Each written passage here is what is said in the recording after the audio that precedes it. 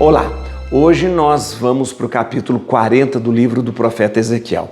Nós iniciamos agora uma nova sessão do livro, que na verdade são os últimos capítulos, Ou seja, exatamente do capítulo 40, esse que hoje nós vamos ler, até o capítulo 48, nós temos a apresentação do novo Israel. Esse novo Israel, ele é apresentado para nós como a Jerusalém restaurada, reformada, a Jerusalém celestial, a Jerusalém do céu. E é interessante que este novo Israel, ele é apresentado para nós através de uma visão de Ezequiel, como um novo templo. Então, o templo que Ezequiel vai nos relatar a partir deste capítulo, e assim até o último capítulo, 48, é o templo que resume em si essa nova Jerusalém dos céus, nova Jerusalém restaurada, onde nós podemos, por esta visão, perceber toda uma nação revigorada. Preste atenção, esta visão, que compreende esses capítulos que seguem, foi uma visão que Ezequiel teve 14 anos depois da destruição de Jerusalém.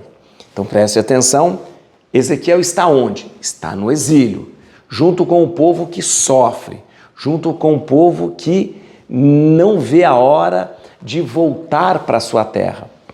E ele tem uma visão dada por Deus, ele é um profeta, dessa restauração da nação israelita, restauração do povo, apresentado como um novo templo. Então é importante você lembrar isso, apresentado como um novo templo. Tá ok? Tá certo? Deixa eu te explicar agora, é o seguinte, do capítulo 40 a 48, a gente tem essas visões de Ezequiel. E assim nós terminamos o livro. As visões dele são muito cheias de detalhes. São tantos detalhes que fica até complicado da gente entender. Então vai prestando atenção, porque são muitos detalhes. Ele dá detalhes de quanto tinha uma porta, quantos metros tinha um corredor, quantos metros tinha um átrio. Então são muitos detalhes. Os estudiosos dizem que ele coloca tantos detalhes nessa sua visão que fica até difícil de compreender. Tem hora que confunde a gente de tantos detalhes, tá bom? Mas vamos lá que é muito bonito. O que está por trás disso tudo? Está por trás disso tudo a esperança renovada trazida pela visão, pela profecia de Ezequiel. Deus vem trazer ao seu povo, através da profecia de Ezequiel, a esperança de que eles serão resgatados do exílio, devolvidos para a sua terra, porque Deus é fiel. Tá bom? Então, essa visão e essa profecia, essa visão de Ezequiel é muito, mas muito importante para o povo. Mas essa visão de Ezequiel, você vai perceber comigo ao longo desses capítulos, ela tem muito, mas muito de uma alusão messiânica. Porque escondido nestas visões está a apresentação do Messias, daquele que virá para resgatar e salvar o povo, Jesus. Você vai acompanhar comigo, tá bom? Então vamos lá? Bíblia na mão, Espírito Santo no coração. Vamos lá. No ano 25 da nossa deportação, no começo do ano, no 10º dia, 14 anos após a queda da cidade, naquele mesmo dia, a mão do Senhor veio sobre mim. Deus me transportou no curso das visões divinas à terra de Israel. Ele me colocou nos cimos de uma montanha muito elevada, sobre a qual pareciam elevar-se, do lado do meio-dia, as construções de uma cidade. Conduzido ao lugar, divisei um homem que parecia ser de bronze, levando nas mãos uma corda de linho e uma cana de agrimensor. Ele permanecia de pé à porta. Esse homem dirigiu-me as seguintes palavras: Filho do homem, volta aos teus olhos, escuta com teus ouvidos e presta bem atenção a tudo quanto te vou mostrar, porque é para este espetáculo que foste transportado até aqui. Darás conhecimento aos israelitas de tudo que vou te mostrar. O muro exterior formava o recinto do templo. O homem tinha na mão uma cana de agrimensor de 6 côvados, cada côvado tendo 1 palmo a mais que o côvado corrente. Ele mediu a largura da construção, 1 cana, e a altura também 1 cana. Voltou em seguida ao pórtico oriental, subiu os degraus e mediu a soleira da porta, que tinha 1 cana de profundidade. Cada câmara tinha uma cana de comprimento e 1 cana de largura. Entre cada câmara havia 5 côvados. A soleira do pórtico do lado do vestíbulo para o interior mediu 1 cana. Ele mediu o vestíbulo do pórtico para o interior. Ele tinha 8 côvados e suas pilastras 2 côvados.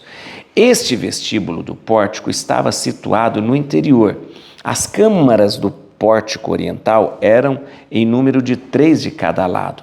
Tinham todas as 3 as mesmas dimensões, do mesmo modo que as pilastras. Ele mediu a largura do vão da porta, 10 côvados. A extensão do pórtico era de 13 côvados. Diante dos cômodos havia uma barreira de 1 côvado de cada lado. Só vou parar a leitura aqui só para lembrar que cada côvado, gente, é importante você lembrar, cada côvado tinha 45 centímetros. Só para quando eu falar de côvado, você lembra disso. Cada côvado, 45 centímetros, tá bom? Ele mediu o vestíbulo do pórtico para o interior. Ele tinha 8 côvados e suas pilastras 2 côvados. Esse vestíbulo do pórtico estava situado no interior.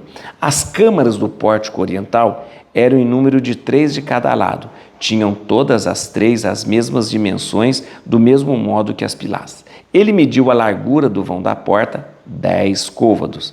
A extensão do pórtico era de 13 côvados. Diante dos cômodos havia uma barreira de 1 côvado de cada lado. A própria câmara media 6 côvados em cada direção.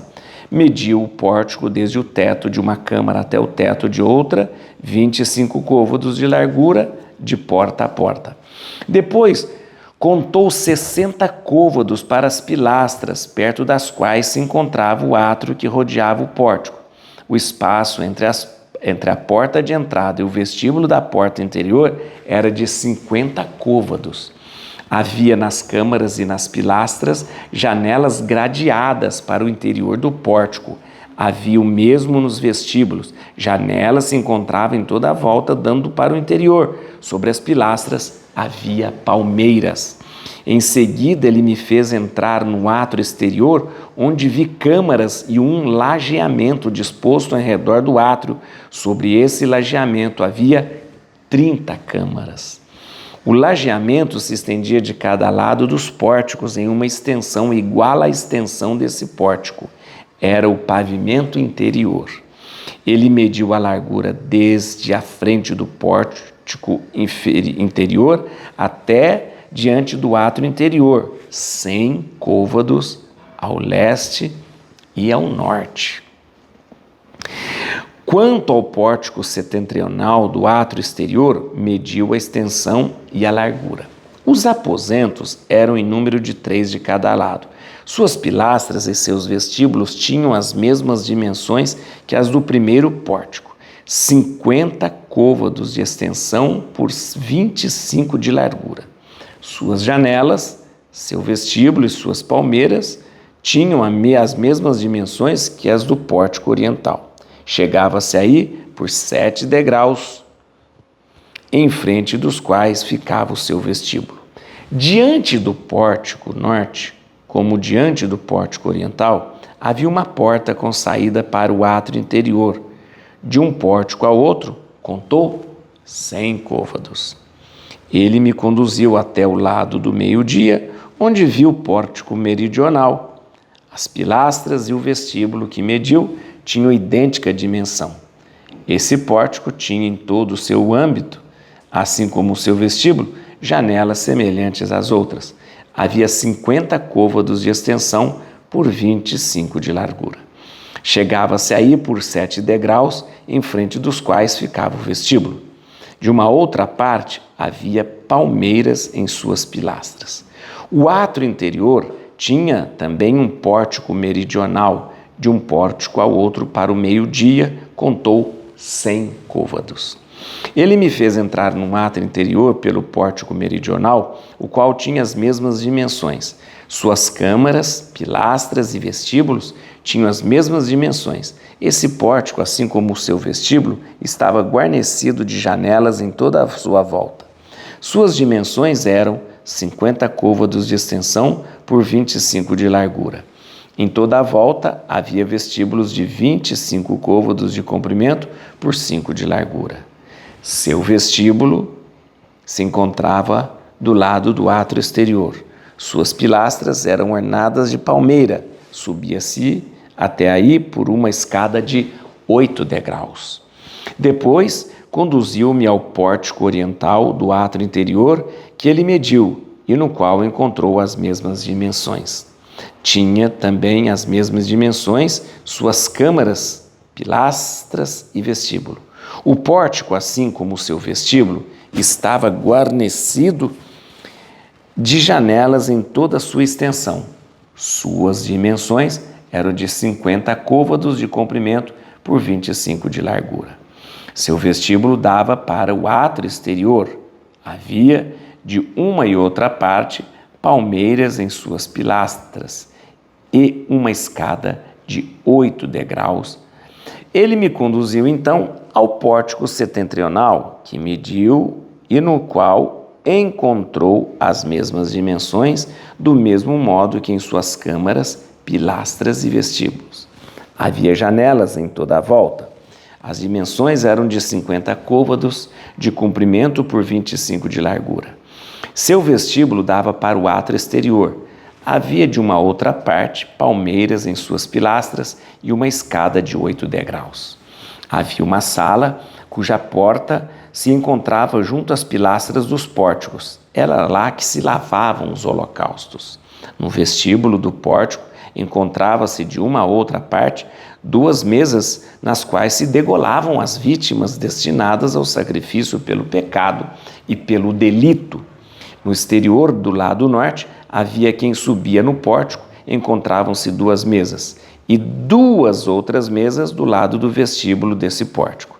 Assim, 4 mesas de cada lado do pórtico, o que perfaz 8 mesas nas quais se degolavam as vítimas. Havia, além disso, para os holocaustos, 4 mesas de pedra de cantaria, do comprimento de 1 côvado e meio, largura de 1 côvado e meio e altura de 1 côvado. Depositavam-se nela os instrumentos que serviam para degolar as vítimas dos holocaustos e dos sacrifícios. Havia bordas da largura de 1 palmo em todo o âmbito interior. Era sobre essas mesas que eram depositadas as carnes sacrificadas. No átrio interior, fora do pórtico interior, ficavam os lugares dos cantores, um do lado do pórtico setentrional, olhando para o sul, e outro do lado do pórtico oriental, olhando para o norte. O homem disse-me: esta câmara, que olha para o sul, é reservada aos sacerdotes que têm a guarda do templo. E a que olha para o norte é destinada aos sacerdotes que fazem o serviço do altar. Estes são os descendentes de Sadoc, únicos descendentes de Levi que podem aproximar-se do Senhor para o servirem. Mediu o átrio, era um quadrado de 100 côvados de lado. O altar encontrava-se diante do edifício. Ele conduziu-me então ao vestíbulo do templo, cujas pilastras mediu 5 côvados de cada lado enquanto a largura do pórtico era de 3 côvados de cada lado. O vestíbulo tinha 20 côvados de comprimento por 11 de largura. Chegava-se aí por degraus. Junto às pilastras de uma e outra parte, havia 2 colunas. Você percebeu, e eu acho que é importante você saber, que isto não é a descrição do templo de Jerusalém, porque isso aqui é uma descrição da visão de um novo templo. O templo de Jerusalém você já acompanhou comigo e você viu como ele era formado, como ele era construído, né? O Ezequiel tem uma visão que mais ou menos se baseia na planta original do templo.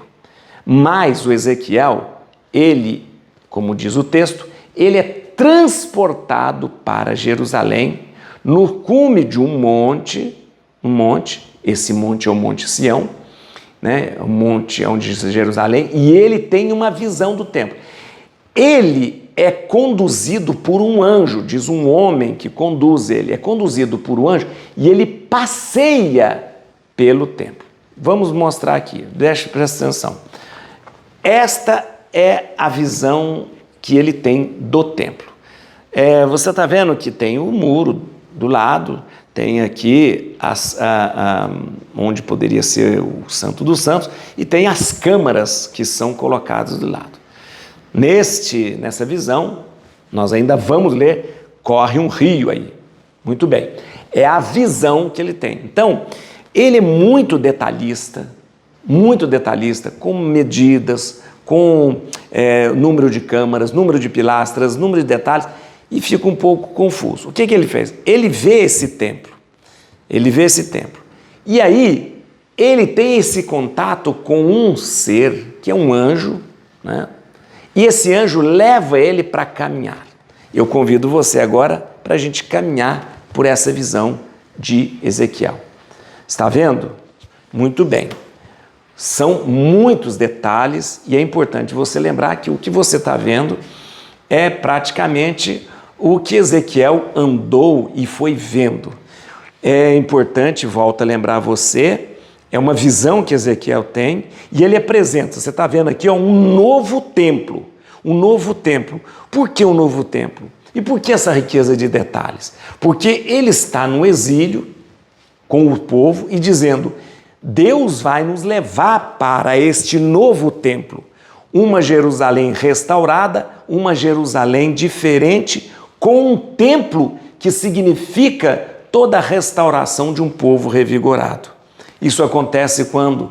14 anos depois da queda de Jerusalém. Você está vendo nessa visão? Você está percebendo todos os detalhes, todas as medidas, estão aí as medidas das câmaras, das pilastras. Você está vendo aí a questão dos atos. Há neste templo lugares para o sacrifício, mesa para os sacrifícios dos animais, que não acontecia mais lá fora como no templo, mesas para se degolar as vítimas, lugares para os sacerdotes usarem seus equipamentos, e é uma visão então de um novo templo. O que você está vendo aí, é importante você lembrar, é uma visão que mostra uma nação revigorada. 14 anos atrás o templo foi destruído, não foi? Agora ele apresenta um novo templo totalmente restaurado, ou seja, uma nação revigorada. O relato dessa visão que nós estamos tendo, desse passeio, né, que a gente está tendo, por esse templo do futuro, por essa cidade do futuro, vai acompanhar a gente nesses capítulos todos. Lembrando que quem leva ele por esse caminho aí é um anjo, né? E é importante você lembrar, e você está vendo todos esses detalhes com essas medidas que Ezequiel faz questão de trazer para mostrar que tudo aquilo que foi destruído será reconstruído. Toda cidade que foi devastada será repovoada. Por isso, a visão que ele tem do templo, que é essa visão que você está tendo, é a visão de esperança de um povo que vai sair do Egito e voltar por uma terra repovoada e voltar por um templo magnífico como esse que você vê agora, tá bom? Muito bem, essa visão tem esse objetivo, mostrar esse novo tempo que está por vir. Vamos lembrar aqui alguns versículos muito interessantes. O versículo 3 traz para a gente, deixa eu te mostrar aqui o versículo 3. Versículo 3, conduzido ao lugar, divisei um homem que parecia ser de bronze, e levando nas mãos uma coroa de linho e uma cana de agrimensor. Esse homem é possivelmente um anjo na visão, um anjo na visão. Ele tem uma cana de agrimensor, cana de agrimensor. E está dizendo que essa cana de agrimensor, olha aqui, ele permanecia de pé à porta. Essa cana de agrimensor, na verdade, ela tinha por volta de 3,15 metros, porque essa cana tinha 6 côvados, né? 6 côvados. Então ela tinha, um côvado é 45 centímetros. Essa cana de agrimensor dele tinha 3,15 metros, tá bom? Muito bem, vamos lá para o versículo, eu falei o 3, mas não falei o 2. O versículo 2, esqueci de falar o 2. No curso das visões divinas, à terra de Israel, ele me colocou nos cimos, né, no cume de uma montanha muito elevada, sobre a qual parecia elevar-se do lado do meio-dia. Tá, esse cume de uma montanha é o Monte Sião, que é onde Jerusalém está. Então ele levou de volta para Jerusalém. Mas é muito significativo dizer aqui que ele levou para cima de um monte. Sabe por quê? Porque o grande pecado dos israelitas tinha sido usar os montes que os pagãos usavam para idolatria. Lembra dos lugares altos? Então, os pagãos, cananeus, heteus, heveus, jebuseus e tal, usavam os montes para fazer os seus rituais pagãos nos montes.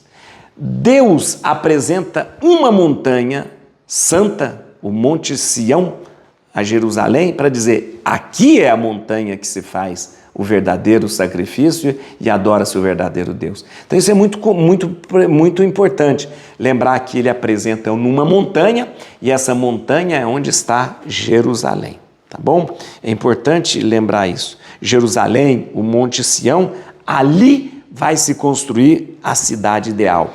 É ali, em Jerusalém, que Ezequiel tem uma visão de uma cidade ideal, né?